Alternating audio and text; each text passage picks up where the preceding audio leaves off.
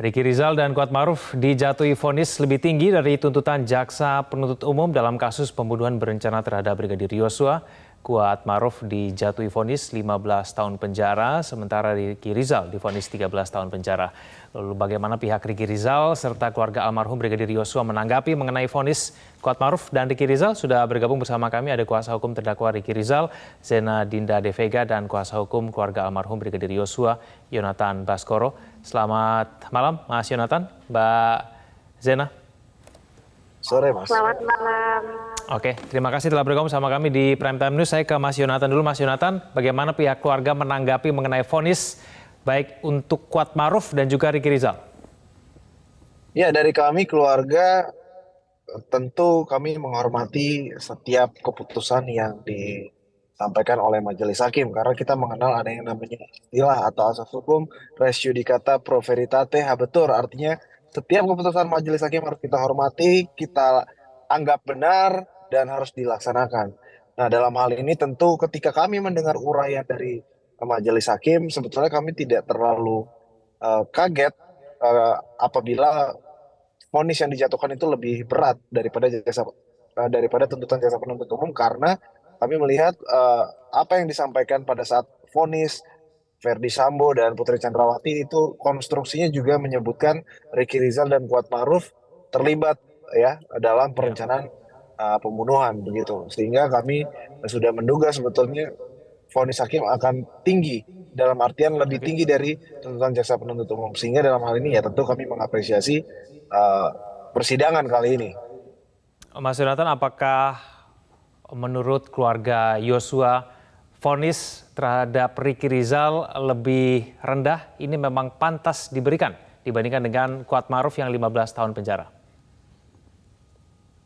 Ya, terkait hal tersebut sebetulnya kami tidak ingin berkomentar yang tendensius atau seperti apa. Kami sebetulnya sudah serahkan kepada majelis hakim sepenuhnya, tinggal bagaimana nanti hak terdakwa itu kan masih ada upaya hukum selanjutnya, masih panjang, ada upaya hukum banding, sehingga bila mana ada keberatan-keberatan atau tidak sesuai, tentu mereka memiliki hak untuk mengajukan upaya hukum tersebut. Namun dalam hal ini kembali kami tegaskan, kami tetap menghormati apapun itu yang sudah diputuskan di dalam persidangan, ya terutama dalam vonis majelis hakim, sehingga harapannya tentu ke depan ini bisa terus kita kawal. Saya rasa demikian, Mas.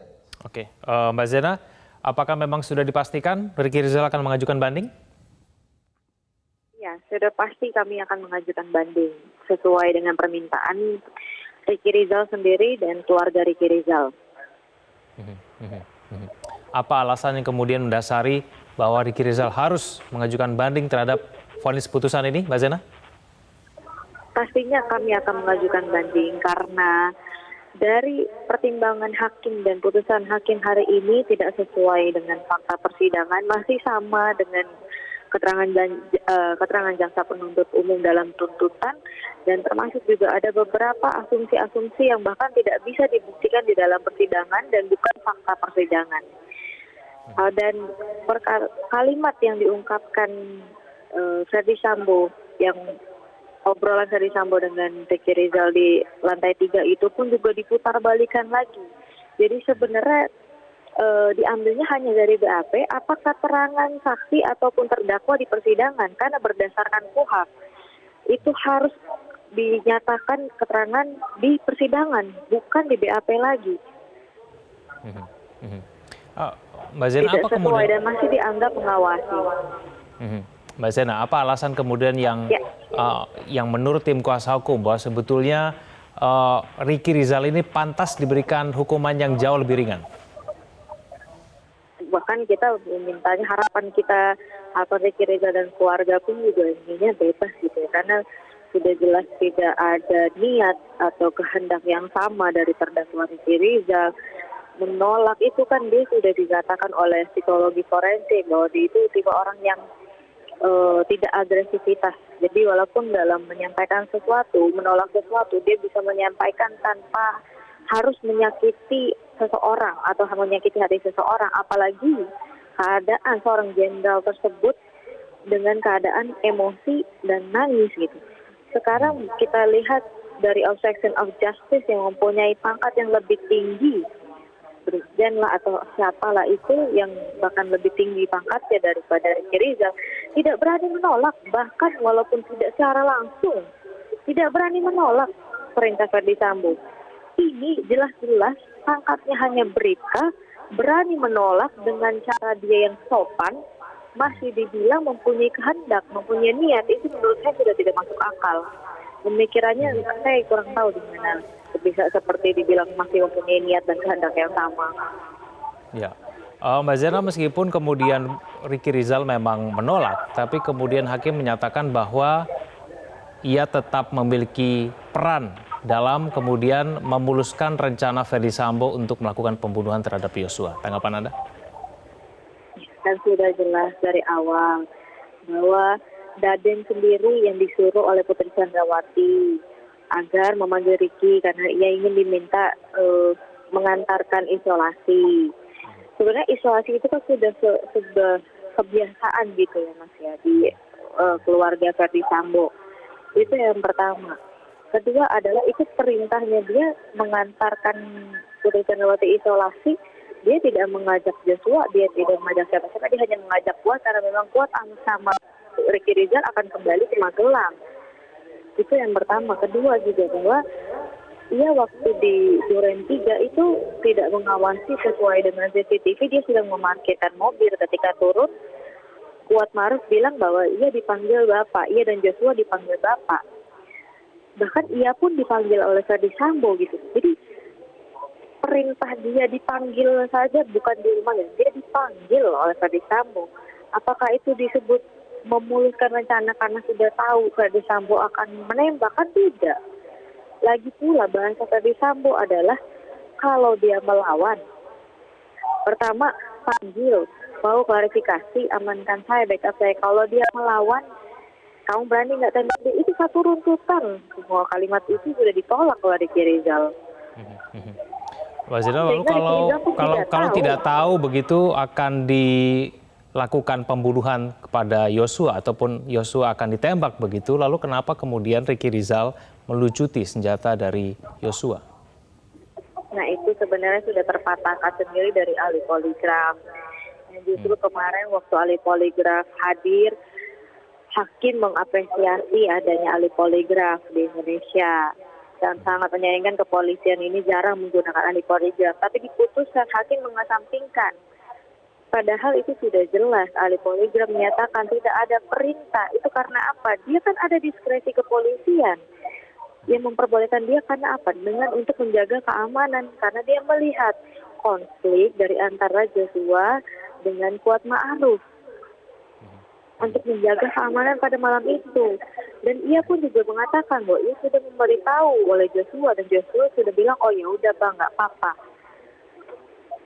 Oke, saat dari Magelang ke Jakarta pun sudah diberitahukan bahwa tadi kamu lagi mandi, tadi lu lagi mandi si Jos, jadi gua taruh di mobil LM karena pikiran Ricky, karena si Joshua ini berangkatnya sama Bu Putri, ya harusnya dia sama Bu Putri naiknya mobil LM. Oke, saya ke. Dan Ricky pun orang paling terakhir naik mobil. Baik, saya ke Mas Yonatan untuk menanggapi. Mas Yonatan, dari hasil vonis kepada 4 terdakwa di luar Eliezer ini, semuanya lebih berat dari tuntutan jaksa penuntut umum. Dari vonis ini, versi kebenaran dari pihak keluarga itu yang mana akhirnya terbukti? Ya hampir semuanya itu terbukti. Yang jelas almarhum ini bukan orang yang jahat, yang seperti di mana dibangun konstruksi hukumnya adalah orang yang melakukan pelecehan seksual, orang yang melakukan pemerkosaan, bahkan orang yang melakukan kekerasan seksual, kemudian yang melakukan suka ke klub, lalu punya perempuan banyak, kemudian ingin resign dari kepolisian, bahkan berkepribadian ganda. Itu kita dengar di dalam putusan majelis hakim, itu dikesampingkan. Kemudian bagaimana kecurigaan kami, ya ternyata terbukti memang pelecehan itu tidak ada, pemerkosaan itu tidak ada, dan kami juga meyakini bahwasannya memang otak pembunuhan berencananya adalah Verdi Sambo. Kemudian kami juga meyakini pencetusnya adalah Putri Chandrawati, dan itu terbukti disampaikan oleh oleh majelis hakim dalam putusannya. Sehingga dalam hal ini tentu sebetulnya kami sempat mengalami kekhawatiran di awal ketika kami mendengar tuntutan jaksa penuntut umum yang menurut kami jauh dari harapan keadilan keluarga. Namun sejak kemarin hingga hari ini ternyata keluarga bisa sedikit menghirup udara begitu ya, Ya. menjadi lebih tenang, menjadi sedikit tidaknya lega karena ternyata keadilan dan kebenaran bagi orang yang percaya itu masih ada di Republik ini. Namun ini bukan akhir dari segalanya, sehingga kami terus tetap berdoa dan terus mengawal karena masih panjang sebetulnya Mas. Masih ada beberapa upaya hukum yang bisa ditempuh sehingga dalam hal tersebut kita harus terus pantau karena justru jangan sampai karena ini tekanan publik yang begitu luar biasa sehingga bisa dikatakan apakah di putusan kali ini hanya untuk meredakan ketegangan ataupun polemik yang ada di tengah-tengah masyarakat. Nah, itu kan kami Oke. hindari. Tapi sejauh pengamatan kami di dalam persidangan yang sudah berjalan panjang sampai putusan kemarin dan hari ini, kami melihatnya ternyata hakim sudah cukup objektif dan memutus perkara ini tidak serta-merta karena tekanan publik saja. Dan saya rasa itu juga jangan dianggap tekanan, tetapi itu adalah masukan dari publik.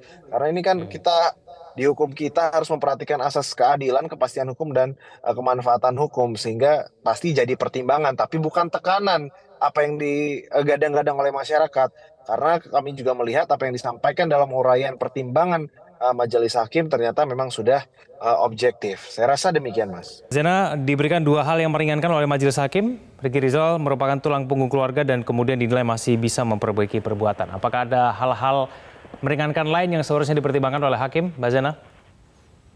Ya, Mas. Harusnya yang dipertimbangkan itu bahwa Ricky Rizal sudah berani menolak seorang jenderal bintang 2. Seperti saya bilang tadi, obstruction of justice yang mempunyai pangkat lebih dari Bribka saja tidak berani menolak.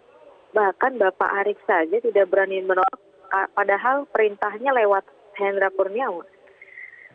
Harusnya itu harus dipertimbangkan juga oleh majelis hakim. Menurut saya seperti itu, dan harus juga dipertimbangkan oleh hakim bukti-bukti yang sudah diserahkan oleh jaksa dan bukti-bukti yang diserahkan oleh terdakwa Ricky Rizal sendiri atau dari ahli poligraf sendiri harusnya dipertimbangkan. Ini malah dikesampingkan. Makanya saya bilang tidak ada keadilan untuk Ricky Rizal di sini. Baik. Mas Yonatan, upaya yang kemudian akan dilakukan oleh tim kuasa hukum dari keluarga Yosua sendiri dalam mengawal kasus ini apabila kemudian seluruh terdakwa mengajukan banding, seperti apa, Mas Yonatan? Ya, tentu seperti apa yang kami lakukan selama ini, kami terus mengawal dan tentu kami juga meminta kepada teman-teman media yang selama ini sudah sangat setia mengawal kasus ini dan yang cukup tolong bantu suarakan suara keadilan bagi keluarga almarhum karena begini kalau untuk upaya hukum ya terkait dengan perkara pembunuhan berencana ini sebetulnya keadilan bagi keluarga korban itu sudah diwakili oleh jaksa penuntut umum begitu. Namun upaya-upaya lain di luar ini ya seperti saat ini kita diberikan kesempatan untuk mengungkapkan pendapat dan membela klien kami begitu ya. Kemudian ada juga beberapa langkah-langkah hukum yang sedang kami kaji bersama dengan tim kuasa hukum ya, yang mungkin apakah bisa kami lakukan tetapi belum bisa kami berikan informasinya pada saat ini karena kami sedang masih menimbang-menimbang dan masih memantau terus sampai nanti kita lihat bagaimana hasil dari proses banding tersebut. Oke, baik. Mas Yonatan, Mbak Zena, terima kasih telah bergabung bersama kami di Prime Time News. Selamat malam.